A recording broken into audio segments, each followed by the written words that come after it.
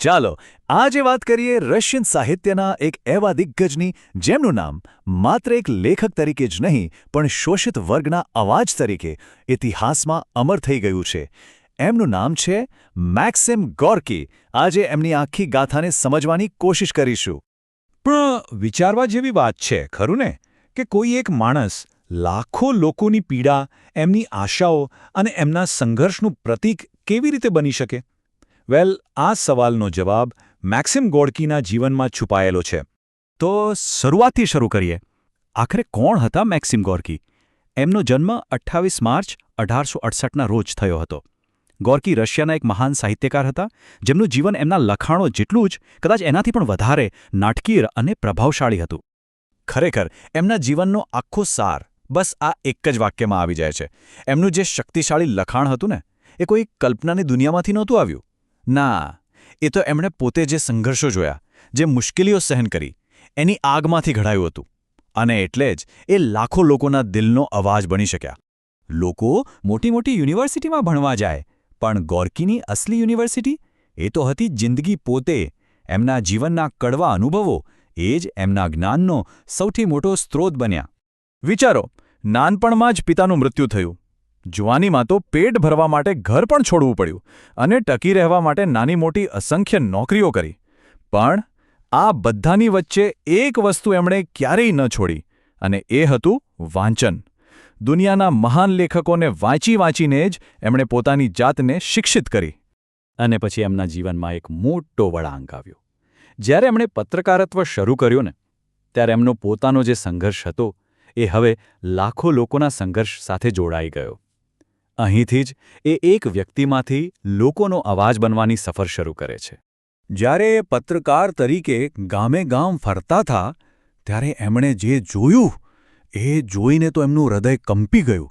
ભયંકર ગરીબી, લોકોની લાચારી, આ બધું એમણે પોતાની આંખે જોયું.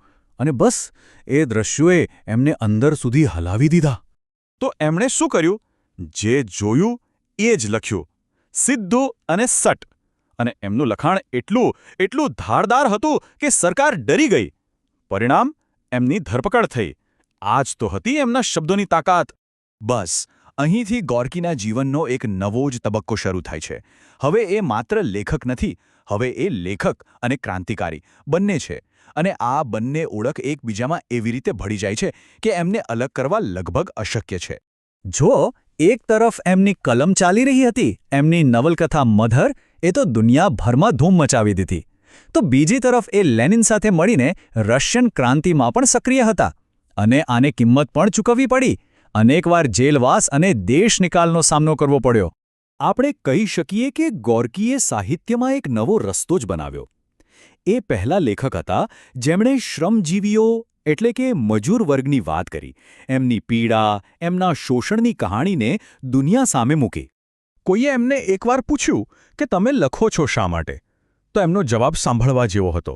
એમણે કહ્યું, કચડી નાખનાર દુઃખ, જીવનનું જોર અને વિપુલ અનુભવના સંચયને કારણે મારા માટે લખ્યા વિના રહેવું અશક્ય બની ગયું હોત.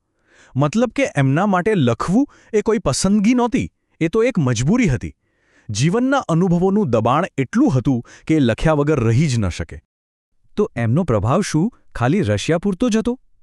ના, જરાય નહીં. એમનો અવાજ, એમના વિચારો, એ તો સરહદો પાર કરીને આખી દુનિયામાં પહોંચ્યા. ખબર છે, એ બોલ્શેવિક પાર્ટીના પ્રતિનિધિ બનીને યુરોપ અને અમેરિકા પણ ગયા હતા.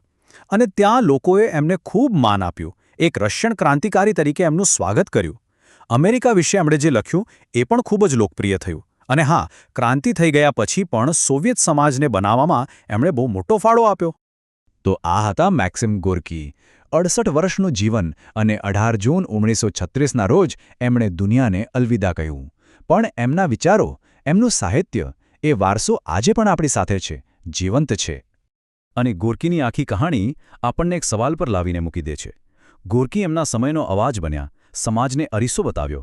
તો વિચારો, આજના સમયમાં આટલા બધા પડકારો વચ્ચે એક લેખકની, એક કલાકારની ભૂમિકા શું હોવી જોઈએ?